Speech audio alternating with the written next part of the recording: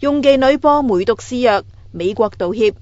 咁不道德嘅實驗喺60幾年前進行，美國之前已經承認曾經喺阿拉巴馬州用黑人做梅毒實驗，點知受害嘅唔止美國人，連中美洲危地馬拉嘅囚犯都變埋白老鼠。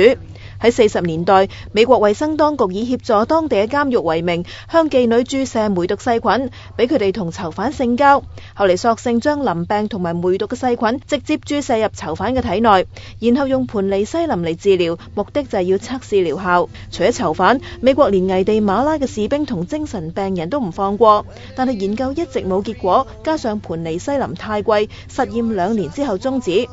醜聞俾美國學者揭發，疾控中心承認當年有近1500人因為實驗而感染梅毒同其他性病，至少死咗71人。